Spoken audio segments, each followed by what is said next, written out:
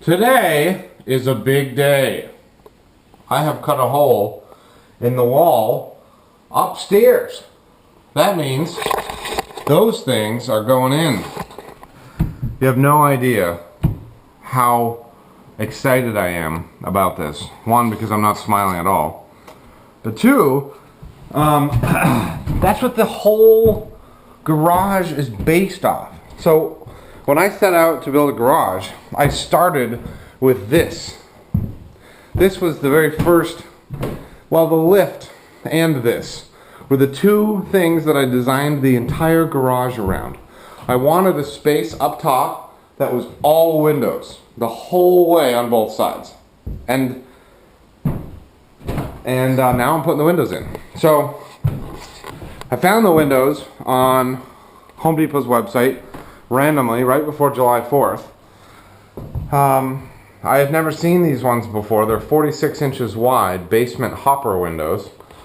And all the other windows I'd seen are like 32 inches. And the 32 inch ones were like 80 bucks a piece. And, you know, at 32 inches, it's going to take me 22 windows to finish the whole garage. So, or something like that. Anyway, the 46 inch window was ideal.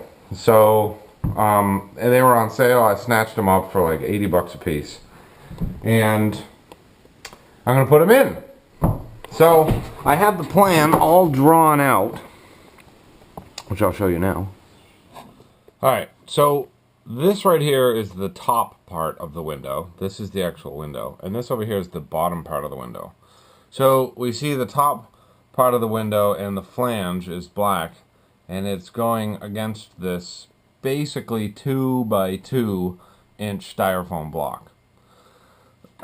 This is the plywood in between the 2 by 12s, and that's going to extend down a little bit farther, but not quite all the way, because I want to leave a gap so that the foam can expand and contract as this whole joist assembly needs to deflect based on snow load. So the screw is going to go through the window, through the styrofoam block, and then into the plywood. And this is CDX, 3/4 CDX, so that's plenty strong. The bottom side, this is the green roof panel flashing, and that's going to get bent over. I think I'm actually going to extend this plywood all the way to the top so that I have something to tack that flashing to. And then this is a styrofoam piece, and that will vary. Actually, no, this one won't vary, but this one will.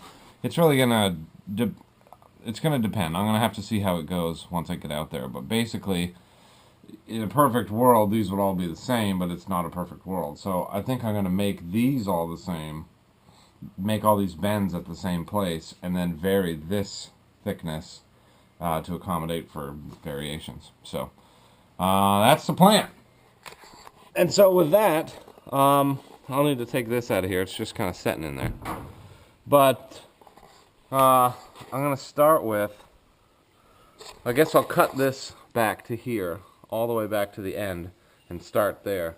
I just cut this hole so I could get my head out here and start looking at stuff. So this I'll need to probably trim back a little bit. But basically I'm going to start by cutting my bottom line. Then I need to find a way to bend this stuff over. I'm going to put my 2-inch foam in here, bend this over, and tack it to the top of this. Once I do that, then I have my bottom, and I can measure from there up to here and make this the right distance. Anyway, I'm going to stop talking and start working. Okay.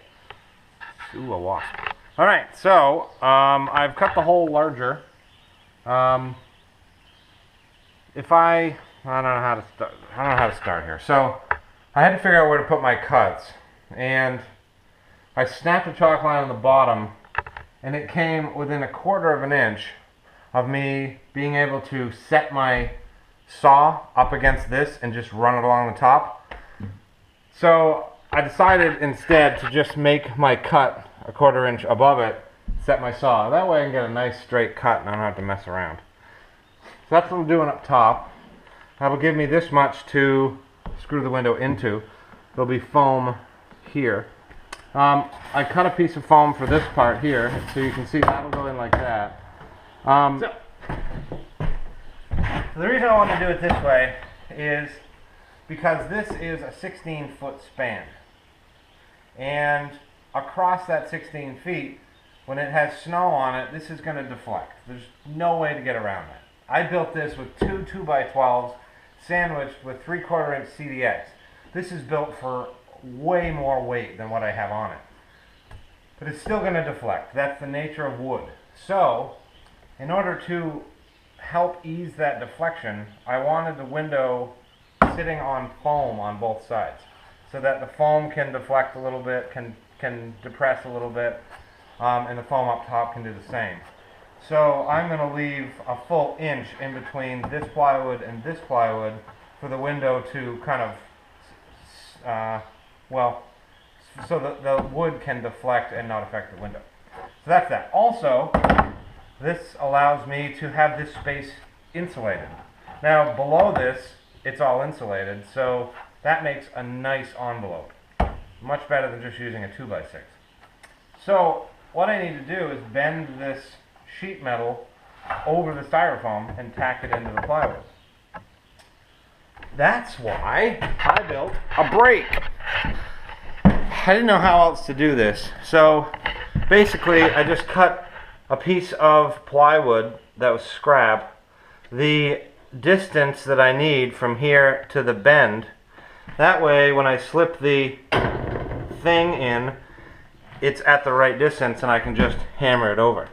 So basically I stood this up and I just beat the heck out of it to get that bend. Now the reason that's not bent is because this is the end piece and it goes up the wall.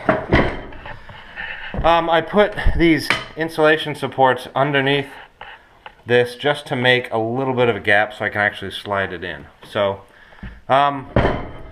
it should be metal because wood is gonna round on the corners and whatnot, but I think it'll work fine. If it doesn't, I'll make another one. So that's the end piece, and I'm just about ready to trial fit that. I'll need to cut a piece of foam for the top. The only other thing I wanted to mention is that this distance here is 185 3/4. This window is 45 3/4. So 46 times 4 windows is 184. 184 inches. So I'm going to fit 4 windows, 184 inches, in 185 3/4. So there's not going to be a lot of room in between the windows. So I'm going to actually be cutting these fins off the sides of the windows, and I'll be attaching the windows together directly. So I'll need to figure out if I have silicone, first of all. Yeah, so anyway, sorry, I'm sort of thinking and making this video at the same time. Okay, yeah, onward and upward.